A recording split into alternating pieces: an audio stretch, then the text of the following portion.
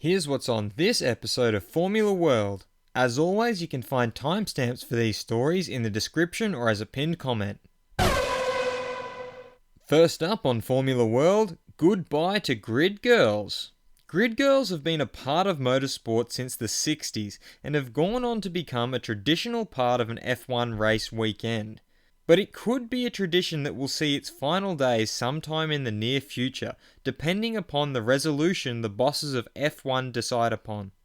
F1 Sporting Managing Director Ross Brawn has come out with a very diplomatic statement addressing the matter he declared a delicate topic. We're trying to respect all parties. There's a lot of people who respect the tradition of the grid girls, and there's people who feel that it has become a bit dated, so we're addressing that. But the CEO of Formula One, Chase Carey, has come out saying that the so-called grid girl issue isn't a priority of his, and that a sport with a large fan base such as Formula One will always have people with many varying opinions on issues no matter what is done. On the list of things that I have been dealing with, grid girls wasn't really up there on top, with all respect. Is it something from the past, or is it something distinct that should be a part of the future? I may have a point of view, but when you have a sport, you are dealing with teams and a large ecosystem and a large fan base that is very passionate. There is never going to be a consensus, but a set of views. Even some of the drivers have weighed in on the discussion, with Max Verstappen stating simply that the grid girls must stay. And Renault driver Nico Hülkenberg took a more jocular approach. It would be a pity if they took the eye jewelry from the grid. What will come next year instead? The halo? Oh dear. Daniel Ricciardo is also a supporter of grid girls, stating that they're a part of the sport that makes it more attractive. It's kind of like a part of the attraction of the sport, fast cars and fast girls. It is more a male-dominated sport. Not saying there's no room for females, but there is more men in the paddock than women. I just think the grid girls have always been a nice little cool thing for everyone. So yeah, I would like to keep them. Let's keep them. What do you think of the grid girls? Click the card in the top right of your screen to cast your vote. Twist to Williams Saga. The ongoing Williams saga was supposed to have reached a conclusion on Friday with an announcement that was expected to reveal the driver who will be partnering Lance Stroll in 2018.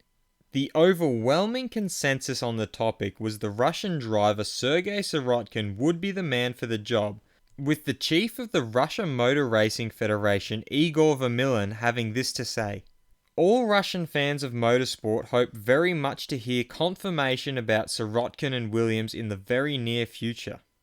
But this announcement never came, and what we got instead was another delay, with Williams stating that we will now have to wait until January before finding out who has the final seat remaining for 2018. Given the perceived certainty by so many news outlets and in-the-loop pundits that Williams would be announcing Sirotkin as Massa's replacement, why the delay? Well, just a few days ago, Robert Kubica's father, Artur Kubica, has come out saying that he and Kubica's management are still pushing to get him the elusive Williams seat, and had this to say. We're still fighting to get Robert into Williams. We hope that it is a good decision for us. And if it is not made before Christmas, it means that at least the people at Williams are taking time to think. And according to recent reports, this may be exactly the case. It's been rumoured that Nico Rosberg, who has taken a lead role in managing Kubica's comeback attempt, has approached Williams at the final hour with a new proposal. According to the reports, this new proposal is that Kubica will race in a minimum of 7 Grand Prix in 2018 with a guaranteed financial backing of $1 million and the option to have his contract extended for the remainder of the season pending a performance clause relative to his teammate.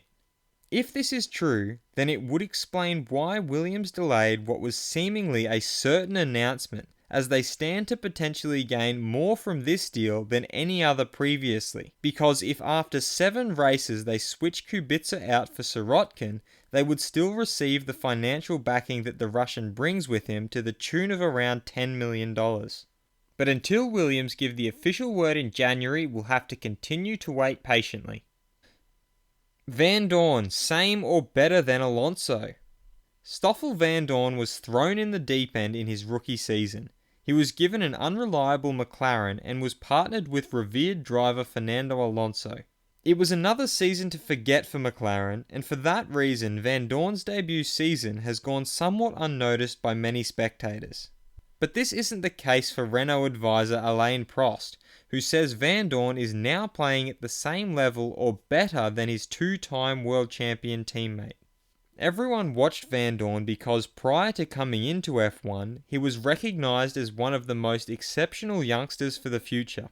He started at McLaren with reliability problems and never the same equipment as Alonso. But I think Vandoorne is now playing on the same level or even better than Alonso. He's doing his development in a perfect way. Next year with a good engine, we'll see if he's efficient and reliable. Being on a team with Alonso is not easy, so Vandoorne has to stay calm, take his time, and I think there is no problem for him to be on top in years to come. Kvyat, more talented than Gasly and Hartley. Daniel Kvyat was once touted as an up-and-coming star of F1, but in recent times has experienced a rather large fall from grace after having been dropped from both the senior Red Bull team and then their junior team Toro Rosso.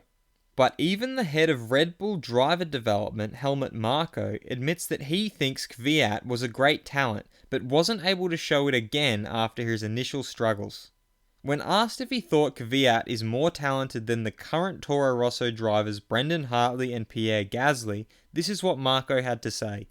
Yes, I completely agree. Unfortunately, he just showed it in his first year with Toro Rosso and in his first year with Red Bull Racing. After that, his performance drastically went down. He had brake and tyre issues that Ricciardo didn't have. In short, something happened to him mentally. He lost his speed and his ease. We don't know. We tried many things, but his speed just wouldn't come back. Unfortunately, we have no idea what happened. There were also too many accidents at the start of a race, and he didn't react too well to it either. He retreated into his shell and didn't want anybody to tell him what to do. Formula World fans react. Top 4 drivers. In the last episode of Formula World, I asked who you thought were the top 4 drivers in the current grid. I decided it would be cool to tally up all your votes manually and decide who the Formula World fans rank as the top drivers. But due to the massive amount of comments I have to go through, this won't be featured in this video. But stay tuned for next episode to find out who you ranked number 1. And what do you think of the Grid Girls? Let me know in the comments. And if you liked this video, feel free to subscribe and check out my other videos for all the latest in the world of Formula 1.